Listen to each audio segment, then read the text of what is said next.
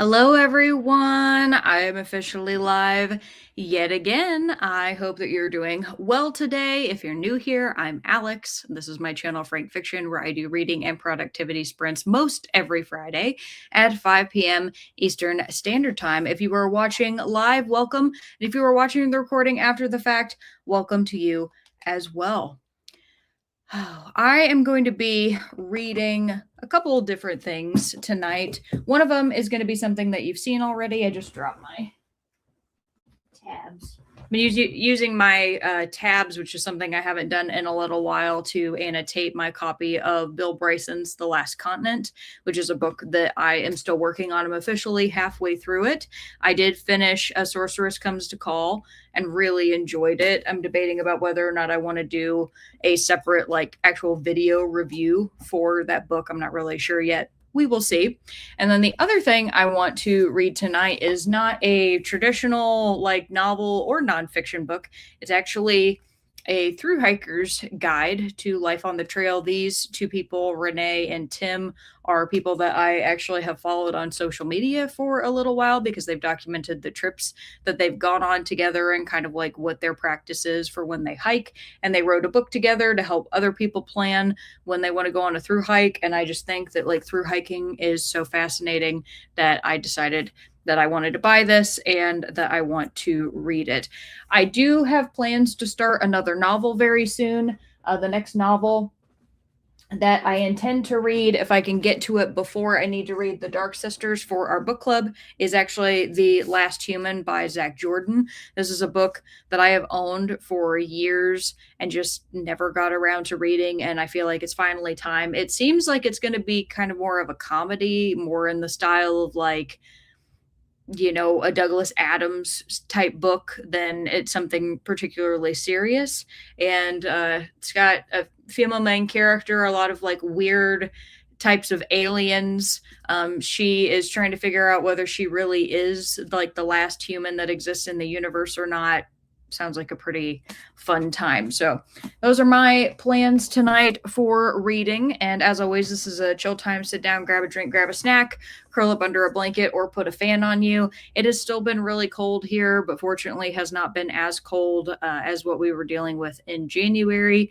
Every time I get to the point in the year when I'm excited for the temperatures to be in the high 20s, I know that it's been really bad outside. And that's exactly what we're dealing with right now, is the temperatures are in the high 20s. It's like, wow, by comparison, it feels really warm, which is super sad.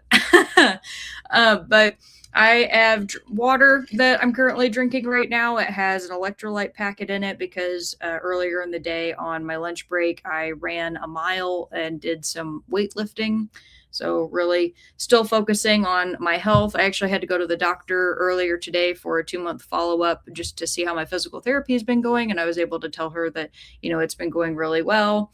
And she's running some blood work on me right now. So I have no idea what that's going to come back with because I've never had blood work done before. You would think by this point in my life that I would have, but it was just not really ever necessary. So, first time for everything. But please let me know, in the comment section what it is that you're reading or working on tonight. I'm going to go over and say hi to everybody who's here. And Melissa's here. Hi, Melissa. And she says, hi, all. Rob says, grab a drink, grab a snack. And hello to Melissa. Rob says, I'll get back to Cloud Cuckoo Land, Sidetracked by My Death by Lisa Tuttle, and a short story collection of Terry Lamsley's tales. Awesome. I can't believe anything tore you away from Cloud Cuckoo Land, but hopefully you're still enjoying it. Melissa says, what do you do if you are reading a book club and you don't like it? Can you DNF it? Yes, you absolutely can. We actually ask, Kat and I do, every single time that we host our book club. We give people icons that they can put in the chat, and it says whether you read it, whether you didn't read it, or whether you DNF'd it. And we always end up putting the skull as the DNF because I personally think that that's really funny. And Stina says, hello, everybody. Hello to you, Stina. Melissa said hi back, and Stina said, Melissa, unless there's a specific rule you don't want to flout, go right ahead. I do it all the time. Melissa says, okay. And Ron's here. Hi, Ron. Ron says, hello. And Melissa says, I'll be working on Emily Wilde's Encyclopedia of Fairies today. I've heard really good things about that. Hopefully you end up enjoying it. Telkana's here. Hi, Telkana. Magnolia's here. Hi, Magnolia. And she says, hello, everybody. Stina says, I'm glad you liked A Sorceress. Yes, I really did. I really, really enjoyed it. I actually ended up liking it more than Nettle and Bone, which is funny because Nettle and Bone was the Hugo Award winner for that year. And Telkana says, I'll be reading Skin Game by Jim Butcher and maybe start Dark Sisters later. Cool. Glad to hear that you're going to be joining in the book club. Oh, and of course, everybody, Sir Francis is here with his bread. And Stina says, I'll be listening to Bury Your Gaze for Filmtastic February. That sounds like fun. And Magnolia says, I will only stay for one sprint because tomorrow I need to go to the funeral of my grandma. I'm so sorry.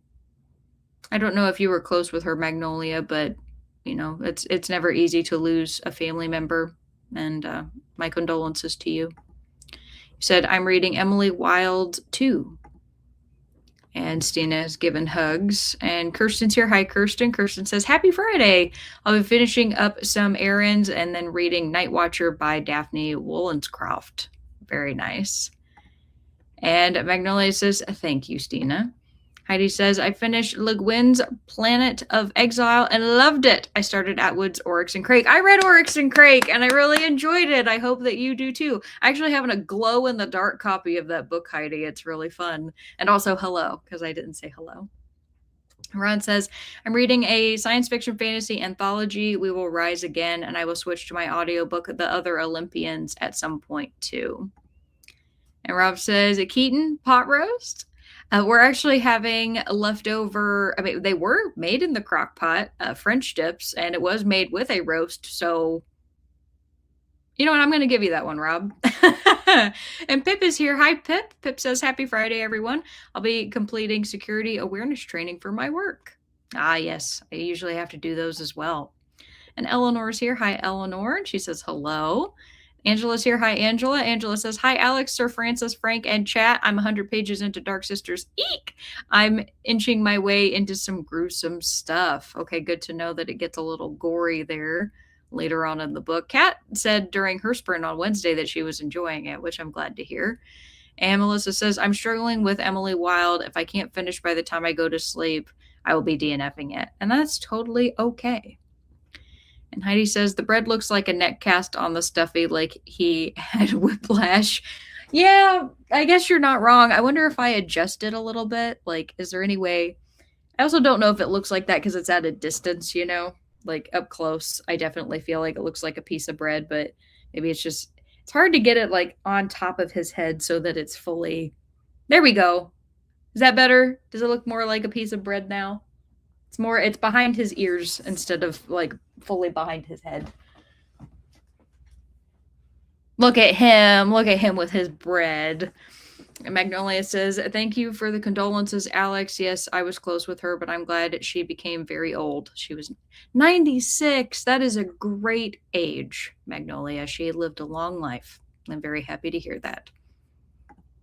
Heidi says, so happy you liked Oryx and Crake. It is good, weird, and wonderful prose. Yeah, Margaret Atwood. I have only read two things from her, The Handmaid's Tale and Oryx and Crake, and both of them I thought were absolutely amazing. And both of them stick with you. So I didn't ever read the sequel. I know there was a sequel to Oryx and Crake. Snowman, I think, was in that one.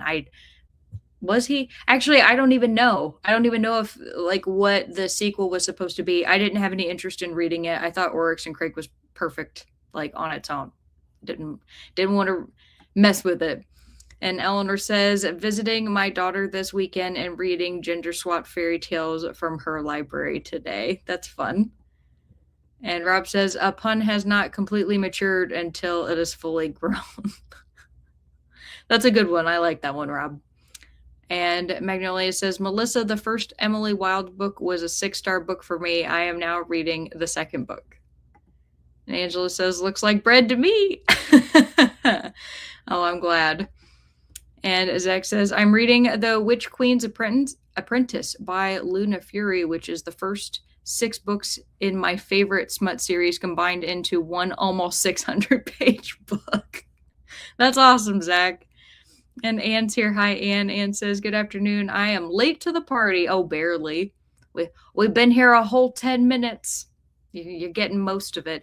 Also, I do want to let you all know, because I'm not like subscribed. I don't pay for StreamYard anymore. They gave me my warning about my length of time that I was running, which means that in order to be able to stream next week and them like not make it to where I have to pay for it, I'm going to have to make tonight's stream a little bit shorter so that I can start it. Because so they have this, I appreciate the policy. It's kind of a surprising policy where, like, let's say they give you, it's 20 hours. If you get to 19 and a half, right, and then you start a new stream and that stream runs for 5 hours, they will not cut you off for that stream as long as you started it within that 20-hour time frame. So I'm basically having to game the system for this month. Normally I don't have to, but I do this time. And Melissa says, I have about 3.5 hours left to read in Emily Wilde.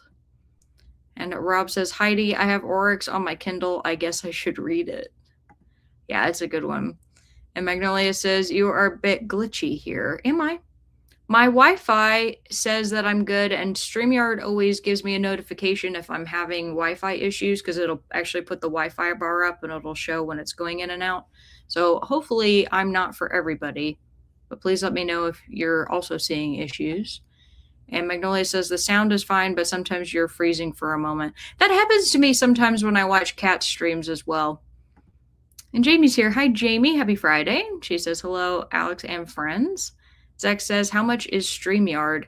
So it used to be really inexpensive. It used to be like $20 to $25 a month. And I found that reasonable for the amount that I was streaming. They raised it to $50. And there are other, like, so there's, I think it's called Restream. Yeah, Restream was one. I did test that out one time, and that one is free, and I could use it. I could swap over. I just haven't, because I like the way that StreamYard functions, but I don't want to give them my money if they're going to rip people off like that. Like, I thought that that was awful. Like, you just decide arbitrarily that you're going to double the price of your product. I just thought that was crazy. And Anne says, I am reading the James Baldwin biography, and now I'm reading Go Tell It on the Mountain. Awesome. Heidi says, Rob, yes, if Alex and I both like it, you know it's a winner. Angela says, no glitches here. Okay, good. And Magnolia says, maybe it's just me here with me. I don't know. It could be a slowness in your Wi-Fi right now. Hopefully it'll even out again later. But very happy to see you all. Thank you for being here. And I'm going to go ahead and get us started with our first 45-minute sprint. I would try to make it a color, kind of like almost like a Valentine's Day theme, get us out of like the winter dreary that it has been for weeks on end now. So we got some puffy clouds here in the purple, what do they call that? I'm blanking on the word. It's like where everything is kind of like that almost neon quality, but it like purple is a very heavy color in it. Somebody will be able to tell me. I can't think of it. Let's see. Stina says I got a few glitches too, and Tokana said that as well. And you say cumulus? No, I'm not talking. Sorry, I'm not talking about the clouds. I'm talking about the style of art. Vaporwave. There we go. It came to me. I was thinking about vaporwave. And Carmen's here. Hi, Carmen. Carmen says, hi, Alex. Hi, everybody. I'm reading the Iliad and hope to finish today. Very nice. That's awesome. Good for you. Zach says $50 per month is a bit nuts. Yeah, it is, especially when it didn't used to be anywhere close to that. I mean, people like ranted about the fact that they made that decision because they seriously just changed it on everybody. Like, they didn't say that it was for a really good reason or anything. It was just, oh, by the way, we're doing this, like, screw you. And I did not appreciate that. So I immediately stopped giving them my money. I was like, okay, I'm going to take my free 20 hours and however many more I can get over that to game the system. And you get your stupid little icon up in my corner where it used to be my face. It gets a little duck. Fortunately, I like ducks. Magnolia says, Carmen, I still have that one on my TBR. I haven't read the Iliad since I was in high school. and says, "My psychiatrist told me this morning that I would feel better when it's 60 outside and sunshine." Oh my goodness, yes, me too. 100%. Only thing kind of keeping me sane right now is the fact that I am exercising indoors, and I got that treadmill that's helping me kind of work off some of that antsy energy of just when you're inside and you're like, I need to do something where I can get up and move. So that's been very helpful. But we're getting there slowly but surely. We're in February. Huzzah. All right. I will get us started here, and I'm also going to give you all your first question, which is going to be: would you prefer to be taken out to dinner or given chocolates and flowers? Alrighty. And with that, I want to wish you all very happy reading. I think I'm going to dive into my Through Hiker's Guide first, and then I will go over to my Bill Bryson. And I'll see you all in a little bit. Happy reading. Bye.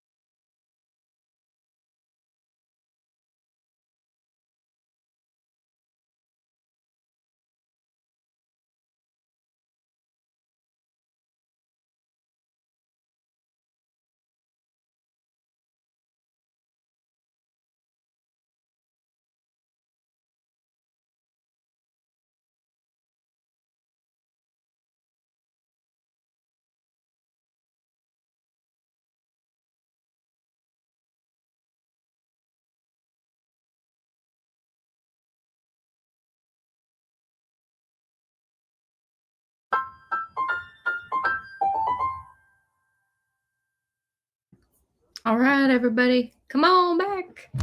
Let me know how you did. I ended up spending most of that stream eating, so I did not get a lot done. And then I like started diving into the book, and then Keaton came in to talk to me. So I'm going to be doing more reading during the next stream, and only got a little bit into the Through Hiker's Guide. So that, I mean, it looks really good. I'm super excited to read it. I think it's going to be laid out really well. But before we left, I asked Will the question, would you prefer to be taken out to dinner or given flowers and chocolates? So let's see what you all had to say. Anne says 6 weeks left until the good weather comes. Yeah. Magnolia says easy one, dinner for sure, but he can bring flowers as an extra because I love flowers as well. Well, that makes sense given your name. And Telkana says we eat out all the time, so chocolate and flowers. And Anne says, taken out to dinner, it is beginning to feel like the only time I go out is to the doctor. That is understandable. Definitely not fun then. And Stina says, dinner out, I already eat more chocolate than I really ought, and I have issues with cut flowers. Okay, good to know. And Jamie says, I love flowers, but so many of them are not cat friendly that I prefer people don't buy them for me. I also love trying new local restaurants, so I'll go with dinner. I'm with you, Jamie. I like to try new places as well. Keaton and I both do. And while we do have some regular haunts and places that we love to go, sometimes like you can't beat just trying something new just to see how it goes. You know, maybe you find a new favorite place. And Heidi says, I'll be getting flowers. I get flowers for every event the last 20 years. So it goes. Well, I do think that's sweet. That's nice to know that you're going to get flowers. Stina says, for Valentine's Day, though, we have found that the evening is the best time to hit Costco. So that's our usual V-Day date night. Yeah, Keenan and I are celebrating I almost said Thanksgiving. That's funny. We're celebrating Valentine's Day a week early. So we're actually celebrating it tomorrow so that we don't have to worry about traveling the night of to like find a restaurant and fight the crowds. And everybody's trying to like have the best night, and it's just it's too much. Like we've had a couple different Valentine's days where things just went wrong, like something just happened, and we just feel that it's best to try to celebrate early. So I mean, I know some people probably would be bothered to do that. It's my first time celebrating Valentine's not on the day, and I'm honestly okay with it because I think the day of I'll just probably cook us like a nicer dinner at the house. Like maybe I'll make like steaks or something, and that could be special.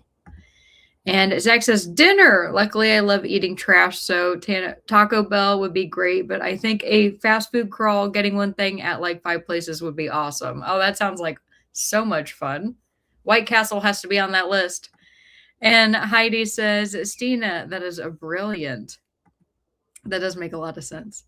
And Swank says, howdy, everybody. Hi, Swank. Happy Wear Red Day, happy Frozen Yogurt Day, happy Bubblegum Day, and happy Pay a Compliment Day. Well, in honor of Pay a Compliment Day, Swank, I think that it's always really cool that you list what the daily events are every time we have sprints. So thank you for doing that. And Swank says, I'm reading Critters and Crimes. Well, that sounds like fun. And Angel's here. Hi, Angel. Angel says, hello, Alex. Hello, everyone. It's Angel. Flowers and ice cream, no chocolates, and make a fancy dinner at home. That sounds nice. Yes, fancy dinner at home. Don't have to fight any crowds. And Heidi says, Alex, do you and Keaton watch the Super Bowl? We don't. No. I have never watched the Super Bowl. The only time that I ever used to watch it was back when I was in college, because I was in marketing. We were required to watch it actually so that we could go back to class and talk about the commercials. Funny enough. But even though I don't, you can say whatever you were going to say or, whatever you wanted to talk about. And Kat says, hey, Alex and friends, I just got home from a meeting talking to my Andrew on the phone at the moment. Well, it's wonderful to see you, Kat. Hello. And Ann says, hello, Kat. And Swink says, taking out to dinner, a free meal is the best. Kirsten says, definitely dinner. I love going out to dinner. Swink says, hi, Kat. And Maddie's here. Hi, Maddie. Maddie says, chocolate and flowers. I'd rather eat the flowers than go out to a restaurant. That's funny. Kat says, hey, Ann and Swank. Kat says, I prefer being taken out to dinner so I can order a fancy cocktail. Oh, yes, that's true. There's something very special about having a restaurant cocktail that's very different than home. And Rob says, Kat, hello, Kat. Are your ears ringing? You cursed me. I picked up the portable Edgar Allan Poe today. And Carmen says, hi, Kat. Rob says, a question treated to dinner for me. Mary says, hello, folks. Always choose someone else does the dishes. That's funny. That's actually kind of just my life. I'm the cook and Keaton does the dishes. And I mean, we, like if I'm having a night where I just cannot cook, like Keaton will do that. And there are times that I do the dishes as well. But I'm just saying, like, generally speaking, that's kind of our agreement. And it's very useful. Angela says, I would prefer a nice dinner. I'm never without chocolate, and I'm not into flowers inside the home. Smells like death. Oh, so it reminds you of a funeral home? And Anne says, trying to finish my spiritual reading for today. All righty, awesome. And Teresa says, hello, Alex, and all working on a book project right now. That sounds like fun. It's good to see you, Teresa. Kat says, hey, Rob, aw, you got some Poe.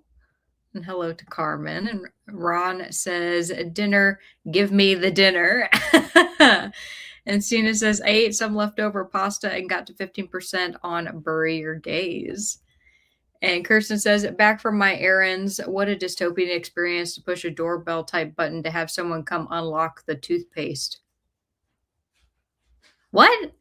Okay, I don't know anything about that. What's going on with the toothpaste? Is it being used as an ingredient of some kind? Are people opening them in the stores and like squirting them around everywhere as a prank? I have no idea about that. And Jamie says, got some reading done, finished chapter 7 in The Will of the Many. Awesome. Melissa says, dinner. Teresa says, this year I told hubby I want to watch a movie. I think that new Kevin James one. I actually, surprisingly, really want to go see the new Wuthering Heights movie when it comes out in February. I guess that's this month. I told Keaton, I'm like, I am fascinated because I haven't read the book. Even though I do want to, and I probably still will, even after I watch the movie, because I read the book after I saw Pride and Prejudice, the Keira Knightley one, and I still really ended up enjoying the book. So I'm sure I would end up reading Wuthering Heights, but the trailer for it, I don't know, it looks kind of sexy. Just saying. And Jamie says, the toothpaste, why is toothpaste locked up now? Magnolia says, I think it's smart to celebrate earlier. Ron says, did some good reading in my anthology. The first thing I read was The Quiet Heroics of Gardening by Ursula Vernon, aka T. Kingfisher, an essay on heirloom plants and small-scale heroics. That's cool. I love that.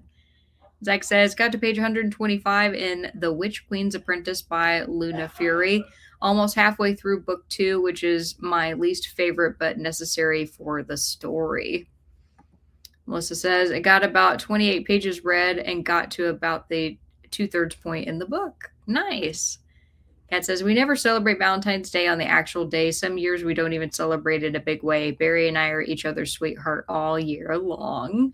That's really nice. And honestly, I mean, so my friends Dylan and Cody, we just went to go visit them this past month, and they said the exact same thing. They're like, they said we celebrated our first Valentine's last year, and they've been together like 8 years, something like that. I mean, it's been a long time, that like since they started dating, and I thought that was really interesting.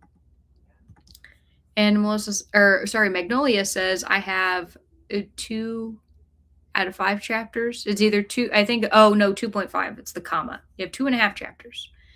You said that's the best, Kat.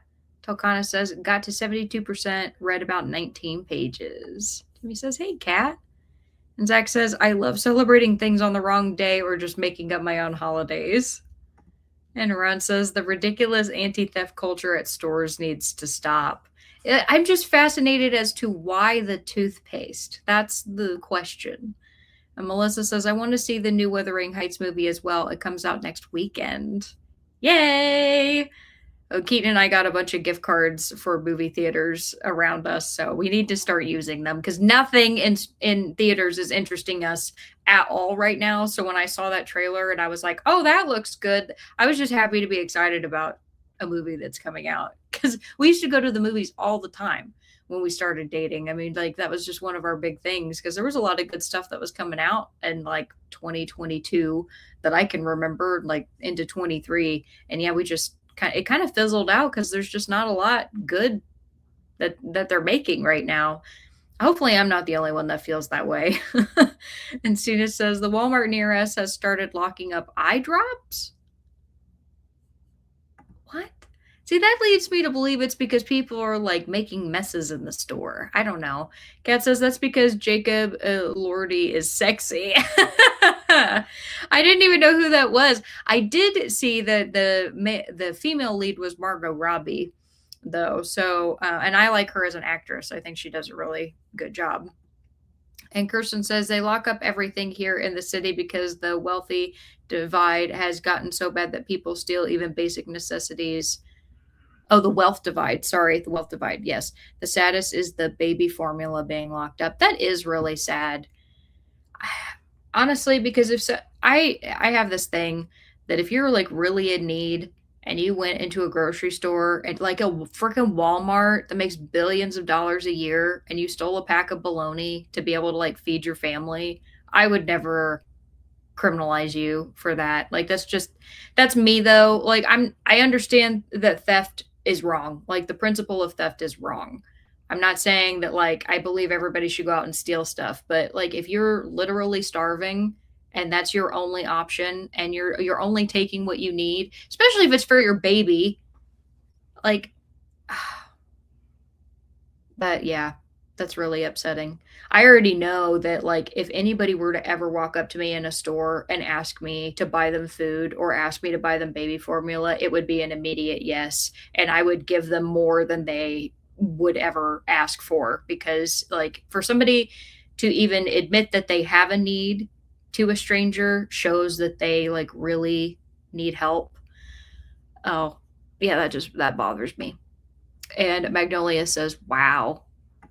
Jamie says, "I'm with you, Alex. I'm very intrigued by this Wuthering Heights adaptation. I have really loved the director's previous work." Magnolia says, I read 2.5 chapters. Haha, I forgot the word read. Heidi says, "I tried watching the Tom Hardy and Rick Grimes BBC Wuthering Heights and it was torture like the book." Well, this one looks like it's like, ooh. And because I don't know almost anything about the book, that's also part of what makes it intriguing. Like when I saw a rated R Wuthering Heights movie, I was like, what's happening? And yeah, Keaton's in the back going, "Let's go." And Teresa says, "People need to stop thinking that they can take whatever they want." Well, I do agree that, again, theft is wrong. If people are stealing only because they really need it, I mean, like I said, I'd buy it for them. If somebody like went to a register and they couldn't afford the stuff that they had in their cart, like I would buy it for them. And Rob says, "Alex, you want to see Spider-Man 8 in the movies?" No, I don't. And Heidi says, "What about Dracula, A Love Tale? That looks great. I have seen most of it on YouTube already." I don't know anything about that, Heidi. So that's going to be in theaters? And Swing says, "I'd rather buy chocolate and flowers on my own than I can get what I want. Plus, I'm single." There you go. And Stina says, "If you saw somebody stealing food, no, you didn't." Yeah. Angela says, "Eye drops can poison you and even kill you. Just watched a trial about that." I'm assuming you mean if somebody were to accidentally drink them. I don't know why somebody would accidentally drink them. And Kat says, "They're both Australian. My first Elordi movie was Saltburn. He was the best part of that disturbing movie. He's also Del Toro's Frankenstein." Oh! Okay, because I need to see Del Toro's Frankenstein as well. And Kirsten says, "The only theft I see is huge corporations stealing labor." And Zach says, "Their price gouging and corporate profits are at an all-time high. They're spending more on the lock cases than they're losing." That might be true. Teresa says, "We have a bread line and food bank and several churches who will give poor all the food they could need. Well, I'm happy for you in your area that that is the case. Unfortunately, in a lot of, especially like metropolitan areas, that doesn't happen just because of the sheer number of people that are in need. I did volunteer at a food bank a couple years ago, and that was a very humbling experience. And I'm just so grateful that there are people that they do that as their job, and they volunteer all the time, and the organizations that like provide the food so that people can show up, and get what they need. Like, I just think that that's amazing. I do think it's always important to remember that there are good people every day who are doing good work, who are trying to make the world a better place. And it can be hard to see sometimes, but it's still true. And Magnolia says, I still have Wuthering Heights on my TBR as well. Got it from a little free library. Yeah, I have a copy I got from Barnes and Noble. I think I was like a young teen that I've had that, back when I used to think that I would read classics more. Stina says, one time the woman in front of me was buying formula and some other necessities, and her card was declined. I told the cashier to put it on mine. Thank you for doing that, Stina. That's exactly the same thing that I would do. And Angela says, if they ask first for it and explain their situation, that's one thing, but to flat out steal, nope. And Swank says, if you put eye drops in a drink and drink it, immediate diarrhea. I have heard that. I don't know. I didn't know that somebody has died from doing that. I know that that was like a prank that people have pulled before, a nasty prank. You're like, I can't. Wouldn't you taste that? Would you not taste like the saline? I guess it would depend on what it's in. I don't know. Angela says eye drops were added to the woman's protein shake. Okay, so she was poisoned. The other woman was a beneficiary to her wealth. Wow. Oh my God. That's awful. Jamie says, yeah, people have poisoned other people using eye drops. But hasn't that been like a known thing that it can make you sick? Like, there's so many things that we use in our everyday life that have warning labels on them that say, like, don't consume. Maybe it's just because that would be I've never thought about that because I'm not trying to kill anybody. But like, I guess because it would be something that's so easy to mix and it's a legal product. Is it not traceable? Is it okay, Angela, because you saw the trial, is that a traceable thing? Like, can they test your blood for that, or did they find out some other way? Rob says, I have the Little Free Library app, and I'll drop some books off when the Arctic temps in New Jersey subside. Yeah, the Little Free Library app is awesome. I drove around town one time and dropped off a bunch of books as well. And that's how I got rid of both some that I thought that were good and other people would enjoy, and some that I really didn't like, and I hope that somebody else would like more than I did.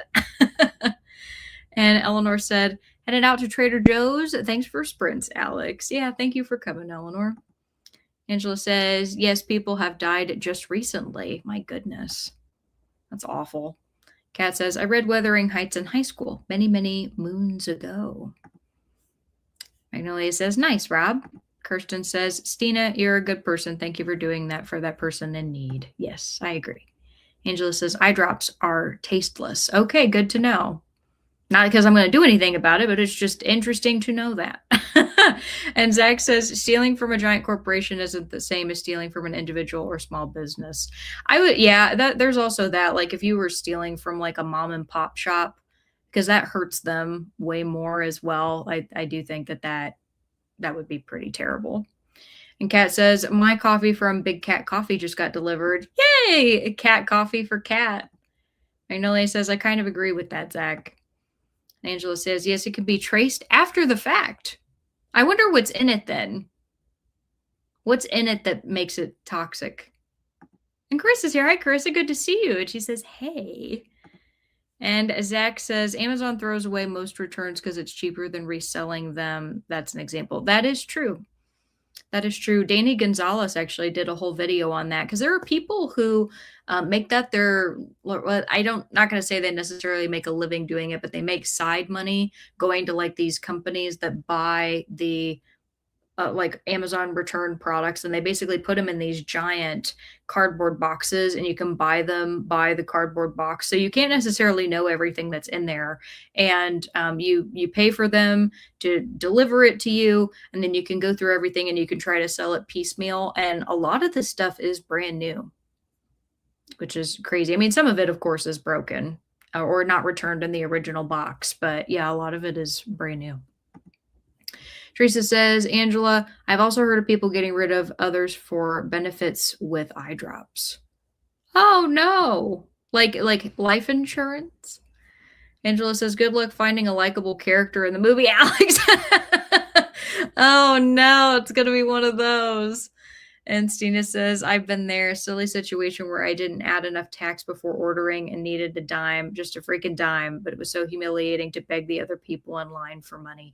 I had that happen to me one time, and I actually think it was a dime. I'm not even kidding you. It was back when I was in college. And yes, it feels awful. And Magnolia says, if it's toxic, I wouldn't want to have that into my eyes, to be honest. Well, there's a lot of things that we can put like on things that, well, I guess like your tear ducts are connected to your digestive tract, because like when when you cry and stuff. Yeah, I guess it must be the quantity. But what I was gonna say is like there's plenty of stuff that we use for like skincare and other things, that like even toothpaste, as we were talking about before, it's good for you for its intended purpose, but you wouldn't want to like eat it in quantity, right? And Zach says, you should see the people who have been weighing me too at Walmart. The package claims it's almost twice as heavy as it actually is sometimes, and they're stealing it by the pound. Wait, should see the people who have been. I think something happened with your auto type, Zach, unless my brain is not processing that correctly. See the people who have been weighing me too at Walmart. The package claims it's almost twice as heavy as it actually is sometimes. Oh, okay. I see what you're saying. So like people will like bring stuff and it weighs more than what they're saying that it does, and they sell that by the pound. Yeah, okay. And Kirsten says, Zach, some might even consider stealing from a huge corporation a public service. Well, as somebody who knows a person who comes from the land of Walmart, they are not looked well upon by the people of Arkansas. That's all I'm going to say. Teresa says, taking from a dumpster is fine, not stealing from shelves. Jamie says, it's the tetrahydrozoline that's toxic if taken internally. Okay, good to know. Thank you. You have answered my question. Pip says, neither. Let's cook dinner at home. Who has the money to spend on eating out? Yeah, it really has become where like eating out is a luxury. Angela says, yes, when you poison someone, it's usually for money or love. Yeah, I suppose, unless it's like for revenge. I don't know. I've never considered doing that. Pip says, oh, I saw those videos, Zach.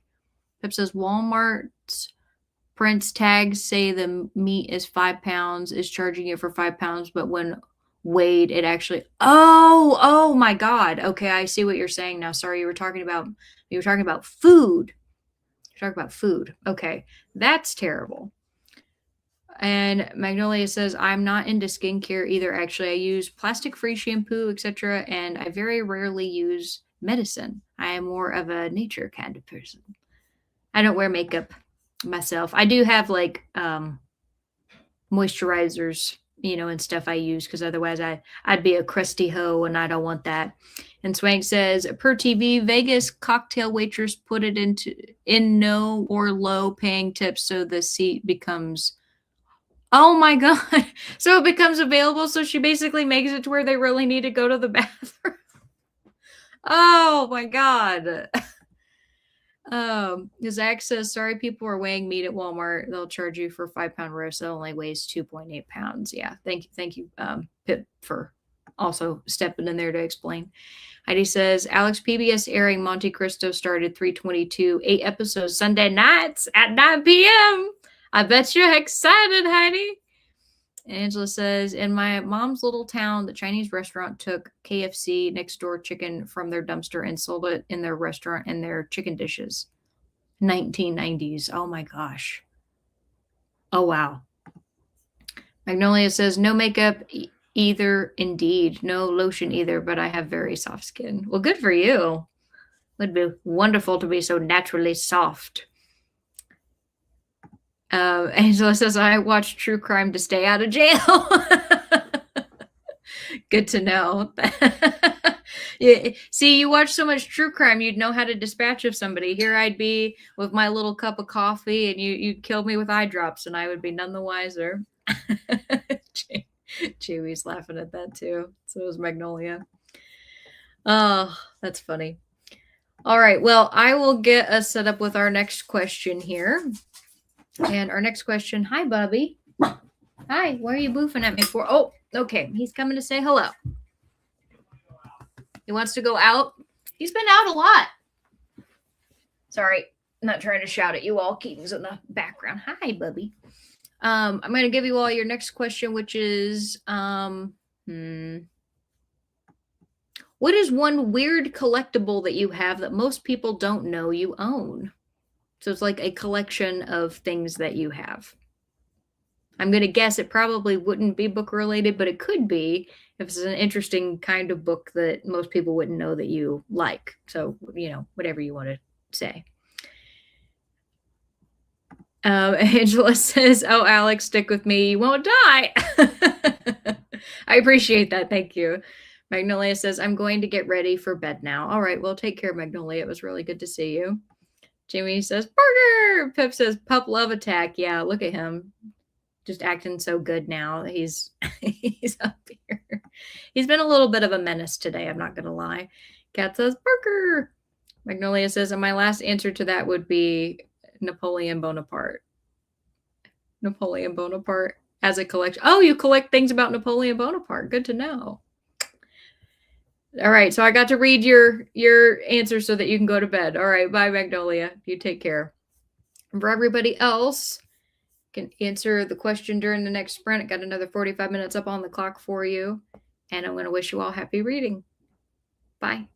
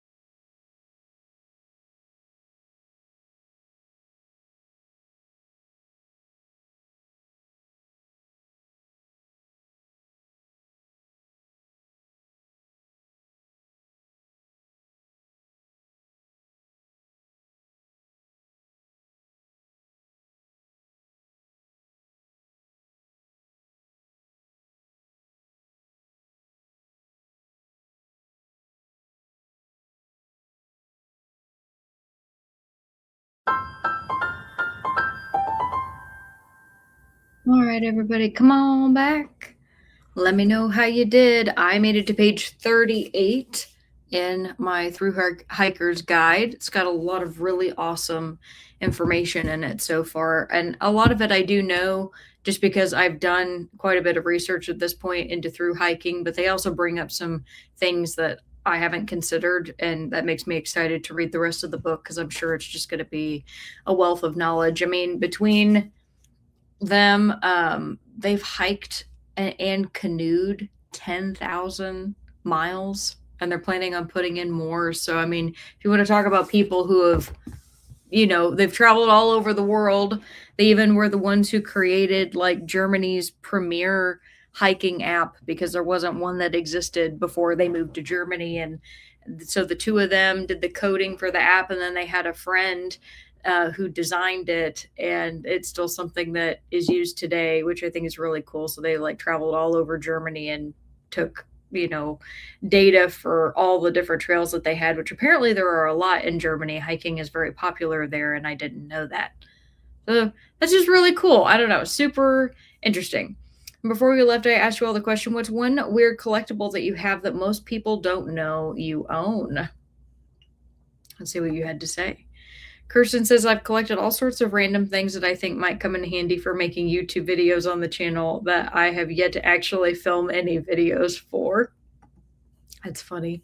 Anne says, my collection of 1,000+ books. I have books that belong to my great-great-great-grandfather that would probably crumble if I tried to read them. I have all the novels that won a Pulitzer. That is really cool. I knew about your Pulitzer novels, Anne, because you've talked about that before. I didn't know that you had books from that far back in your family, so that's really awesome. And Stina says, most people probably don't know that I collect shot glasses. Someday, some thrift store worker is going to groan as they open a huge box containing my collection. You never know. The person who runs the thrift store might also collect shot glasses, and they might take that whole box for themselves. Said, I'm also a collector of Hard Rock Cafe merch. It started with a trip to DC when I was in high school, and then I got a shirt during my London semester, so it was officially a tradition. That's cool. I love it.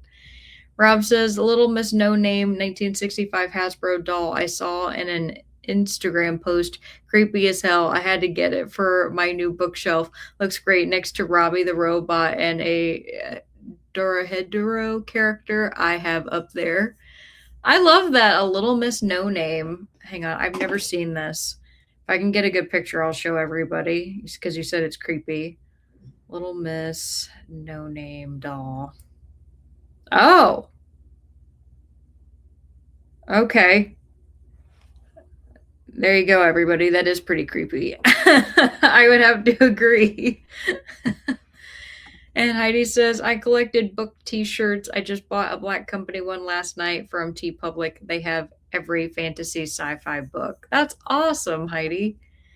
Pip says, pressed leaves that were caught mid-fall. Instead of buying souvenirs, I collect leaves that fall at the right moment for me to walk by and catch them, kind of like a gift from a local tree. That's beautiful, Pip. I've never heard of anybody doing that. I mean, I've heard, of course, of people pressing leaves and stuff, but, usually you go and you pick one. I like that you get ones that were already falling at the right time. Zach says, I do have the T-Rex and I-Rex bookends from the collector's edition of Jurassic World. Very cool. And used to have the Scorpion and Sub-Zero bookends from Mortal Kombat 9. I think they were the Best Buy edition. So awesome. You said, I have an unopened can of Buzz Cola from the Simpsons movie in 2007. I drank that in 2022. Oh my God. Kat says, I don't really think any of my collectibles are weird unless you consider my fabric birds and gnomes weird. I don't consider those weird, Kat. I especially like your birds. I think the birds are really cute. Angela says, I have bottles of African pygmy hedgehog quills from the 5 hedgies I've kept as pets through the years. Peekaboo, Bertha, Tank, Bruce, and Arthur. I think that's adorable. Kat says, that's cool, Angela. I love that you had pet hedgehogs. I've always wanted one. They're adorable. They're really cute. Kat says, I do have a voodoo doll that my friend gave me for my birthday years ago. A voodoo doll of whom? And Mary says, finished your tour to die for, 2.5-star review written. I imagine, yeah, probably a lot to say in that review. Swank says, I have a collection of green glass items and also orange carnival glass items. Awesome. Said, and Mary said, spoons for me everywhere I went. Yeah, spoon collecting was a really big thing for a long time. It's nice to know that people still do it because I do think that like the decorative spoons are cool. Said, starting Stoner by John Williams. Awesome. You actually reminded me with that, Mary, that I do have a coin collection. So I have coins from trips that both I've gone on and then like other people in my family and stuff have taken to other countries. So I have a big bag of them. But my big thing that I collected for a really long time, I haven't gotten one in many years just because I haven't gone anywhere that I wanted to make one. But I had smashed pennies and quarters, like a huge collection of smashed pennies and quarters that I started when I was a kid. I, of course, you all know this by now that I have like Neopet collectibles. I have like every single Neopet magazine that ever came out.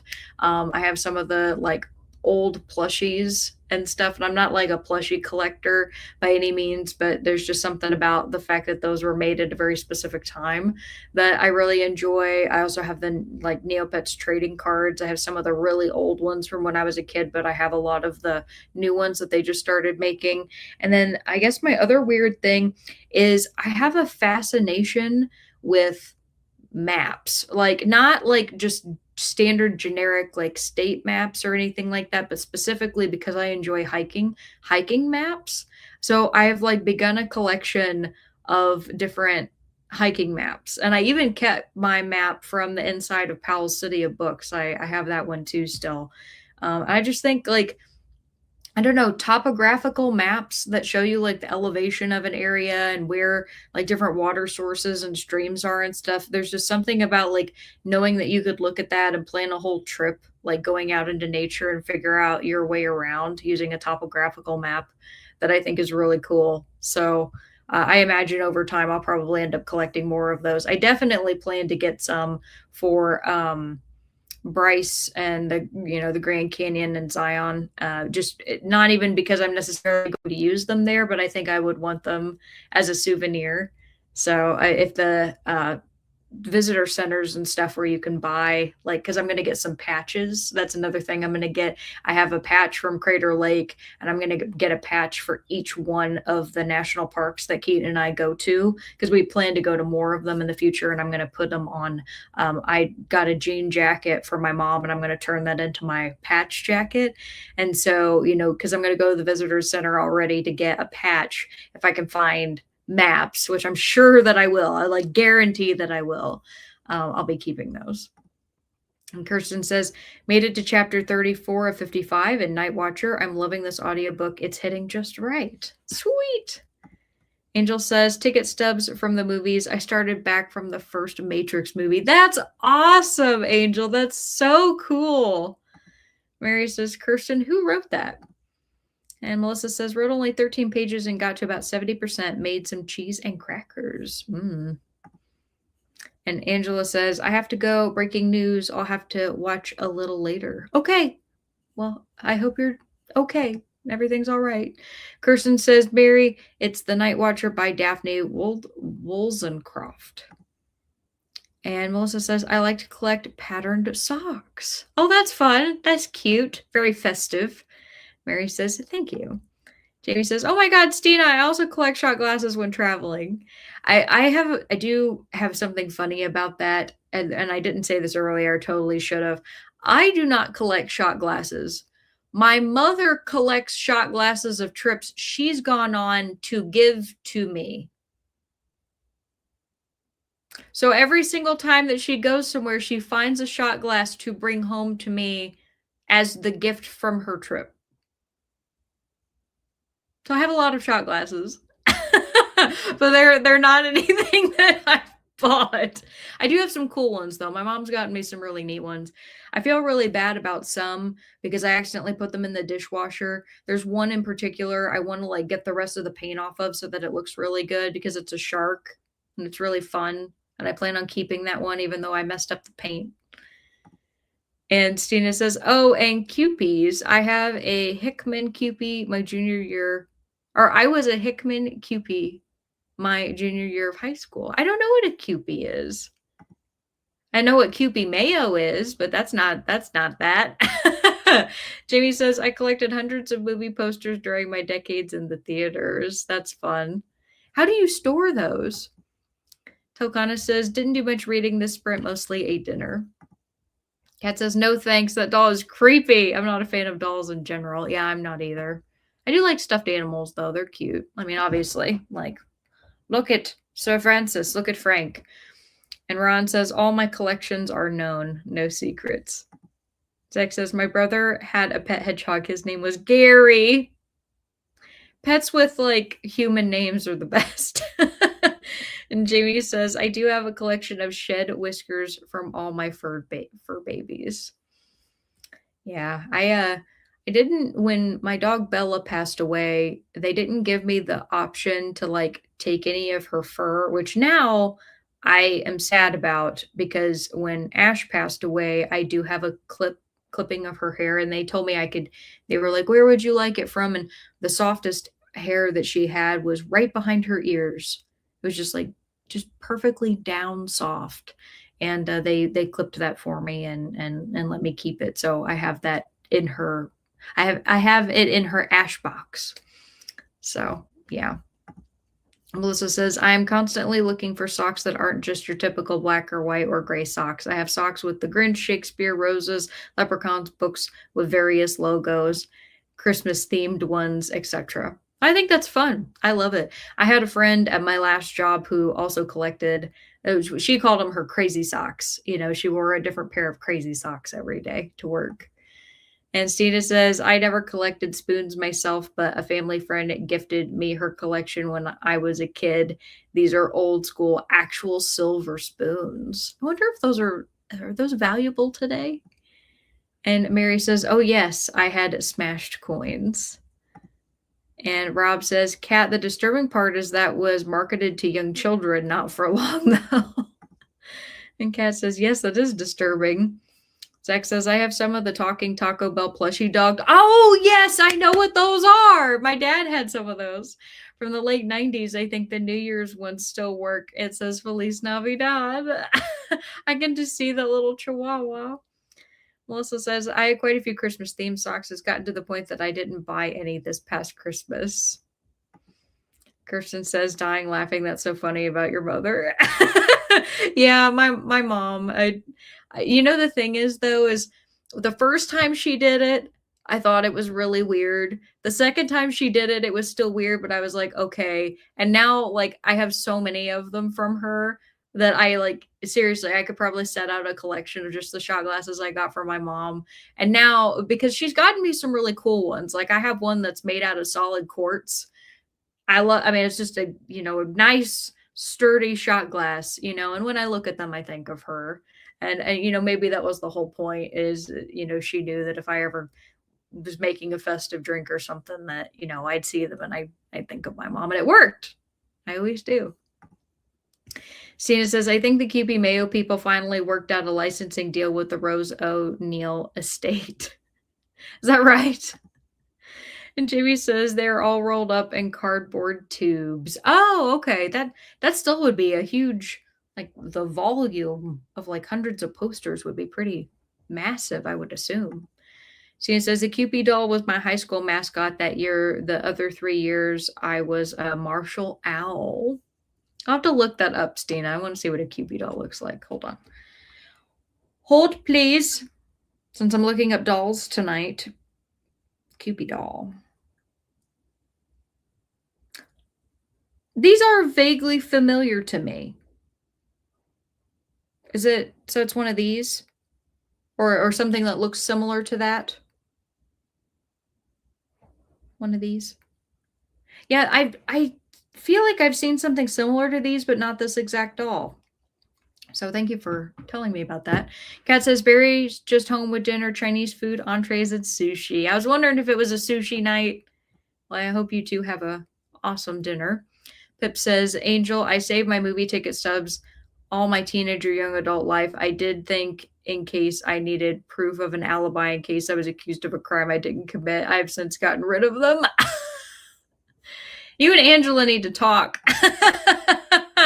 Angela says, hedgehogs rule.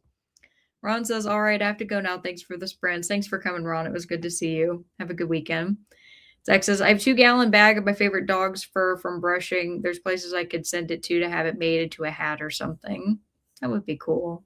Have it like felted. Stina says, marketed to kids, they were originally a comic strip in a woman's magazine. Melissa says, I also collected Christmas decorations, but that is known to a number of people. Zach says, you can get the Taco Bell dogs. I think I saw a complete set for like $25 a couple years ago when I was looking if they were valuable. Stina says, yep, that's a cupie. Jamie says, yeah, I keep 8 to 9 posters per tube, but it's still a lot. Okay. We must be very skilled at like making sure they don't get damaged when they're all in there together. Kirsten says, I remember how shocked and horrified I was when I found my mom's tooth collection. Oh, is that from your okay. I was like, oh my God, are you a creepy serial killer? She said, no, I'm the tooth fairy. She kept them. My mom did too for years. I don't know if she still has any of my teeth though. I was her only child though. So, I mean, for me to have lost teeth was like, I guess it was a big deal. I need to ask her now. Like, did you keep my teeth? Melissa says, my mom didn't want my sister or I to not have Christmas tree decorations, so she started giving us decorations in our stockings, and it's gotten to the point that I can't put up most of mine. Oh my gosh. That is sweet, though. She always wanted you to have decorations, depending on the size of the tree. Jamie says, I remember Cupid dolls as carnival prizes when I was a kid. Angel says, Pip, right? Well, that was cool. Thanks, everybody. That was an awesome discussion. I love hearing about your collections. I'm going to do another 45-minute sprint for you all, and I will also get our next question put up, which is going to be, what is the first thing you're going to do when it's warm enough outside to enjoy the weather? I feel like it's a little early to be asking this question, and I might end up asking it again in a different way later on. It's probably almost guaranteed that I will, but I'm still curious. Like, what is it that you're like most excited for? Some people like the cold weather. So if you're like, I don't even want it to be spring, like that's an acceptable answer too. All right, everybody, I'm going to get us started here and I'll see you all in a little bit. Happy reading.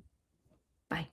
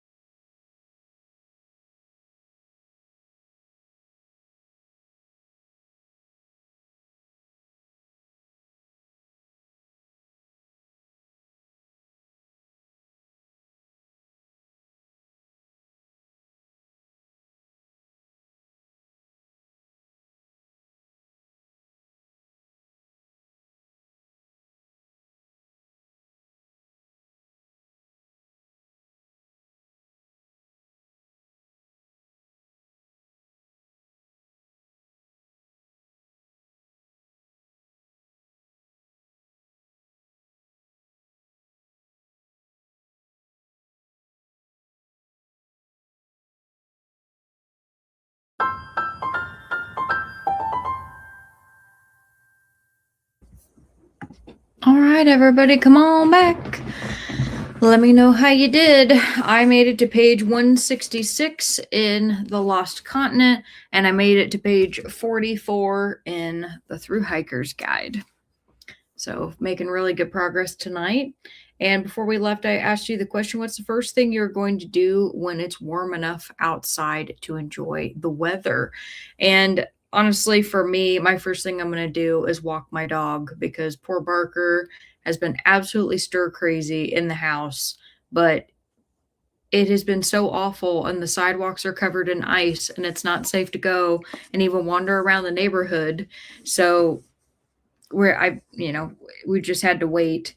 So when everything starts to melt and it's bearable, he's going to get a trot and hopefully we'll feel a little bit better.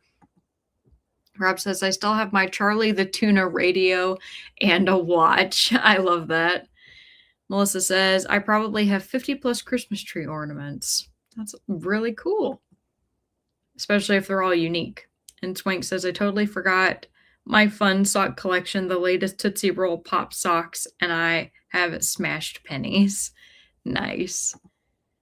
Telkana says, it was 80 today here in Texas. I cleaned up the backyard today. Oh my God. Oh my God. Oh, that hurt me. And Stina says, hide inside like I do 90% of the time. If the sun is out, that just means I'll burn to a crisp. And Kat says, not anything spectacular, but just to consistently be able to walk outside daily will be amazing. Zach says, I'm not a gardener, but I'm kind of excited to plant some purple tomatoes. Cool. The first home garden GMO tomatoes taste better and more nutritious than regular ones. The purple gene is from Snapdragon. Oh, that sounds great. I hope that goes awesome.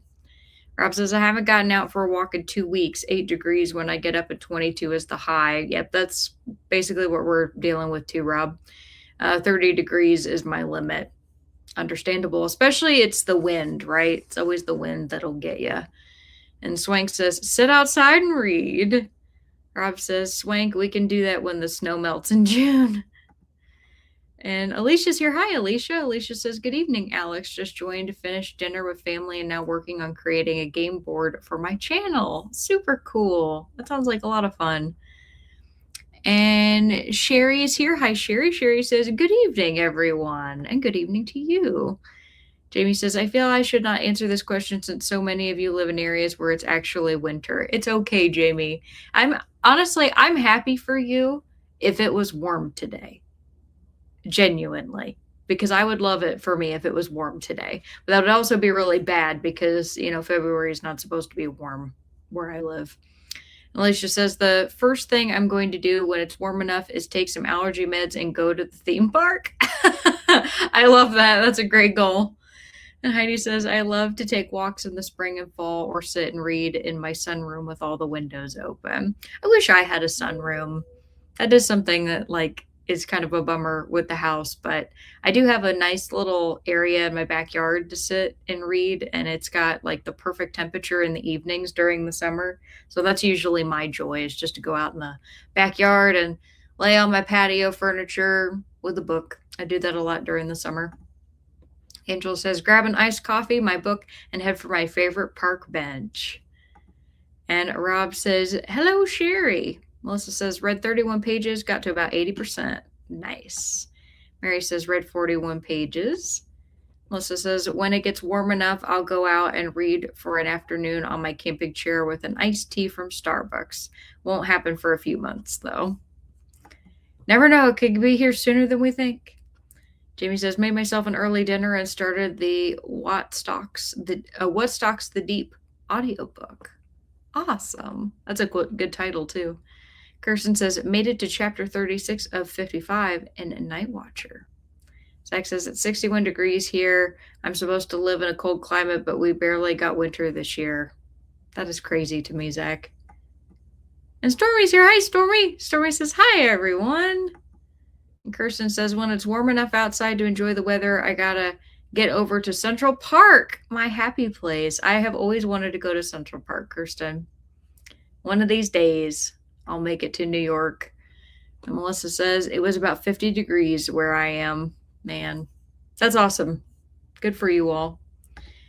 Jamie says, as a native Midwesterner, I do miss the cold and snow. I'd love a few days, but that's never going to happen here in Southern California. Yeah, so true. But you also get beautiful weather all year round, so I guess that's the trade-off. You can always go and like visit the Midwest for a few days in the winter, get your fix of snow, and then go back home and go, I'm glad that's not all the time. And Sherry says hello to Rob. All right, everybody. Just as a reminder, because my stupid limit is running out on my timer, I think what I'm going to do is I'm going to give you all either two, like, I'm trying to think here. I have to be really careful. I think I'm going to just do one more 45-minute, and then that will make sure that I have just enough time to be able to start another sprint next week without worrying that StreamYard is going to scream at me and make me pay them a bunch of money. So we're gonna do that. I'm gonna do one more 45-minute sprint. So I'm sorry, I'm only gonna do one of my questions I usually ask every week, but I will let you all choose. Would you like to answer the question about what you learned over the last week, or do you want to talk about the thing you accomplished? So whoever answers first, that will be the question that we go with. JB says, absolutely. I'm not going to complain about 62 today. Yeah, no, 62 sounds awesome. All right, Stina says learned, and Melissa agreed. So that's what we're going to go with. Cool. And again, I apologize, everybody, that I'm short on time tonight. Hopefully, I'll be able to make up for it next week. So for our last sprint, I'm going to do what is something you learned over the last week that was interesting. The key here is it just needs to be interesting to you. It doesn't have to be interesting to anybody else. I like asking this question because I learn a lot of stuff that I otherwise wouldn't. Maybe you'll even learn something from me. Oh, Swank says learned. Awesome. All right, everybody. Well, all right, we're going to head into the last sprint that I'm hosting this evening. I'm going to finish my chapter in The Lost Continent, and then I think I'm going to go back to my Through Hiker's Guide, and I will see you all in a little bit. Happy reading. Bye.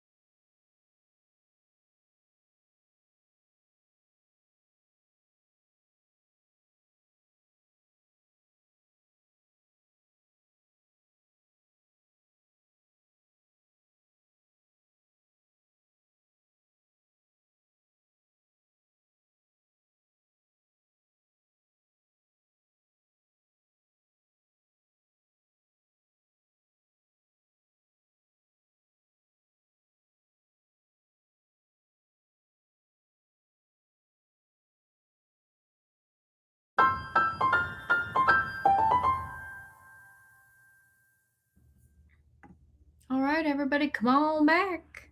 Let me know how you did. I finished up my chapter in The Lost Continent and just made it to page 49.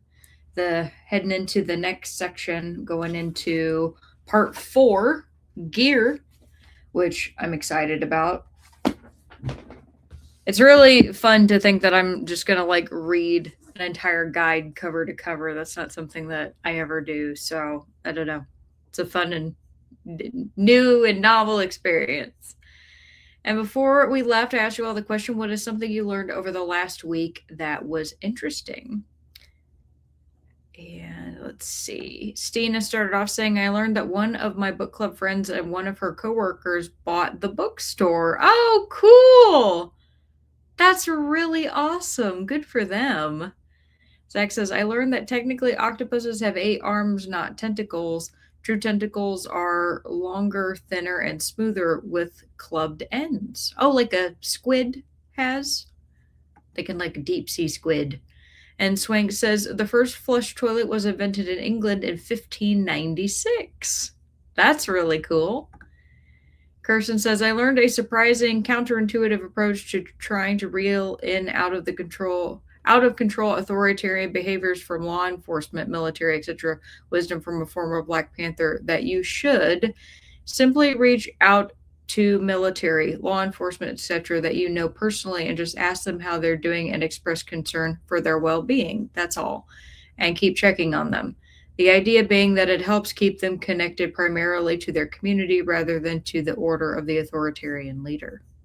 That actually makes a lot of sense because at the end of the day, they're meant to be public servants. So as long as they feel connected to the public that they're meant to serve, they're going to care about the people, right? So, I mean, I think that's a great idea and has a lot of empathy embedded in it too.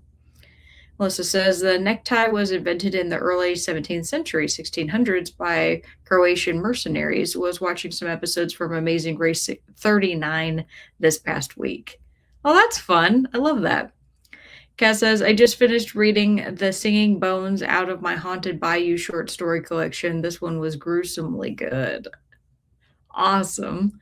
So I learned from my friend Lee at Dark Roots Creations that there is an app called Shoveler where you can hire someone in your area to remove your snow.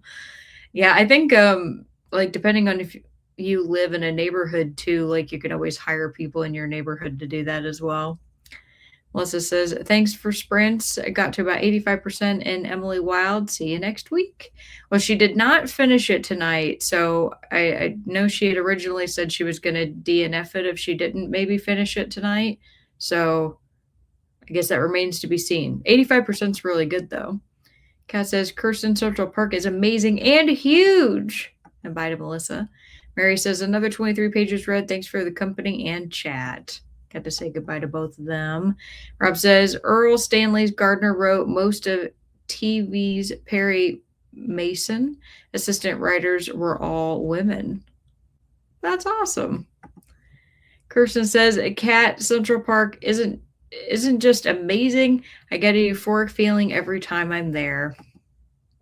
Jamie says, this week I learned about the giant phantom jellyfish that was filmed in the deep sea off Argentina. It can be as long as a school bus with arms over 30 feet long. That's awesome. Nature's amazing. I also have a nature fact, although it's going to come across as one that's really sad, but it is something that like people who work in wildlife might be able to, eventually like get some sort of reform about. So in case you all didn't know, bullets and pellets and like weights that are used in fishing also are typically made out of lead.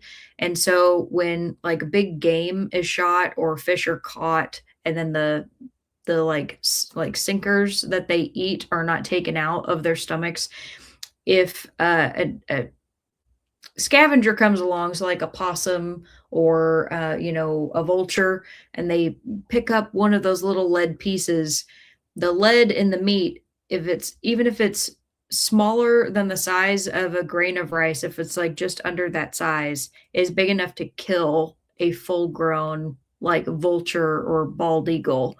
Like that's how toxic lead is. And the majority of birds actually that are brought in for rehabilitation, like wild birds, a lot of times have lead poisoning.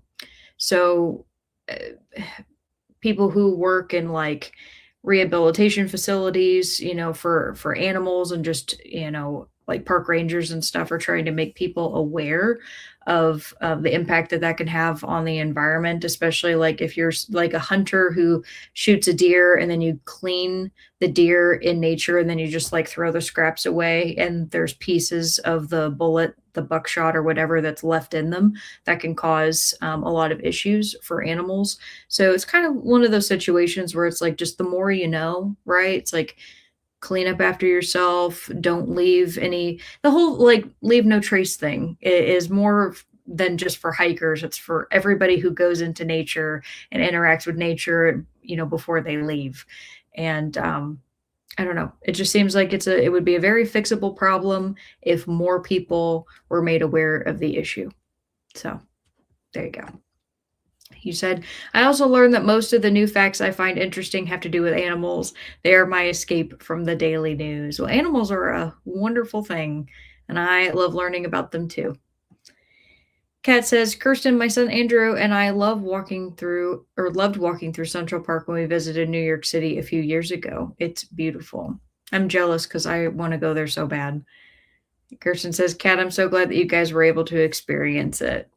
Angel said, I recently finished Salem's Lot and found out there was a new movie made in 2024. Salem's Lot is Kat's favorite Stephen King book. Kat says, he and I are in talks to try and visit again this spring. There's an art exhibit at the Met that he wants to see, as well as a comedian on Broadway. Oh, that would be so fun, Kat. Gerson says, made it to chapter 37 of 55 in Night Watcher. I kind of don't want it to end because I'm enjoying it so much. Well, that's a beautiful qualm to have with a book that you love it so much you don't want it to end. And Sherry says, I'm on page 277 of Catching Fire. Nice. That's great. Rob says, Cloud Cuckoo Land, Judas Priest's book is crazy, but I'm following the 47 arcs. Yeah, there are a good number of character perspectives, but I love it so much. Jamie says, ate dinner, finished the first 4 chapters of my audiobook, and started working on a cross-stitch project. Awesome. Zach says, got to page 165 out of 564 in The Witch Queen's Apprentice. And Stina says, switch to the ball at Versailles for a bit for the Mardi Gras readathon. You all are going to think that this is dumb. This is my other thing that I learned, which all of you are going to know. I did not know. Keaton and I were talking today about like how a country or a nation could be considered like ethnically part of a particular religion, which I know to be true, but like I had never heard vocalized before in that specific way. So he was telling me that the people of France, are considered ethnically Catholic, the same way that people who live in the United States are traditionally considered ethnically Christian because we get off for, Christian holidays, for example. And I knew about Mardi Gras in New Orleans, and I knew that in New Orleans they speak, Cajun French, and so that's always where I thought that came from. Is like I thought it was a uniquely American thing. I did not realize that Mardi Gras literally stands for Fat Tuesday, like it's French for Fat Tuesday, and is something that is celebrated in France. Because I am not Catholic. I come from a Catholic family. Actually, the majority of the people in my family are Catholic, but none of them go to church. None of them celebrate any Catholic holidays. They don't do the whole fish on Friday thing, like none of that. So I had no exposure whatsoever. So I felt like very silly. I was like, that's one of those things where it's like I was today years old when I learned that. But I guess there's a time to learn everything. And Kirsten says, Kat, maybe we could do a booktuber get together if you make it to town. And Zach says, also a term that I think applies to the StreamYard situation is called enshittification. Yes, it has been enshittified 100%. Stina says, nature is scary. It is, but also amazing. Sherry says, I learn something new every day. And that's a great thing. Kat says, I'll keep you posted, Kirsten. Pip says, that's crazy. Rob says, capybaras, thank you for Sprint. Thank you for coming, Rob. It's good to see you. Kat says, that's very sad for our wildlife. That should be something taught to hunters and fishermen when they get their license to hunt or fish. I agree, and I wonder if there's a possibility that it could be, but there's no legal ramification if they don't. Like, there's nobody who's going to hunt them down and be like, hey, you didn't, you know, take this deer carcass with you when you cleaned it, especially if that's something that people just typically do and then they leave the rest. I can't imagine if people knew like how bad that was for the environment that they would do that, but that's also me assuming. I always want to assume the best in people. So we'll go with they're ignorant and they don't know, and we can teach them, and it could get better. Zach says the solution I've heard is to not sell that stuff made out of lead in the first place. If that's an option and they have things that people can buy that aren't made out of lead, like I don't shoot guns and I don't hunt, so I don't know whether there's a type of buckshot that isn't made of lead. But if there is that option, then yeah, that should definitely be the only thing that is sold. And Kat says, "Good night, Rob." And Sherry says, in French, it means Fat Tuesday. Yes. Swank says, thanks for Sprint. See you next week. See you next week, Swank. Rob says, Alex Keaton Barker. Yep. One big happy family. And Kat says, bye, Swank. Jamie says, thanks for Sprint, Alex. Have a good weekend, everyone. And you as well, Jamie. Thank you. Sherry says, my great grandfather knows his French. That's awesome. And Rob says, love to Kat. And Kat says, bye to Jamie. Angel says, when we go fishing, we do find a lot of fishing lines and weights thrown around. We always pick it up and throw it away. I appreciate you. I salute you, ma'am. Thank you very much for doing that. Stina says, good night, everybody. Thanks for sprints. Thank you, Stina. Have a wonderful weekend. Pip says, hasta la vista. And Angela says, night all. Zach says, yeah, there's non-lead alternatives. I don't know if they use it or not, but tin is a very similar metal. Good to know. All right, everybody, with that, we're ending in a good spot. So I have enough time to be able to start a sprint next week without any trouble. I appreciate you for letting me have a shorter one. We still made it to almost 4.5 hours, which is really great. So I will see you all next week. Oh, Kirsten says, thank you, Alex and Sir Francis, for the sprint. Yes, Sir Francis is always here for you all. Kat says, thanks for sprint, Alex. Bye, friends. Bye to Kat. And Sherry says he's from French Guiana. Cool. I love that. I learned something new today, too. All right, everybody. Take care. Bye.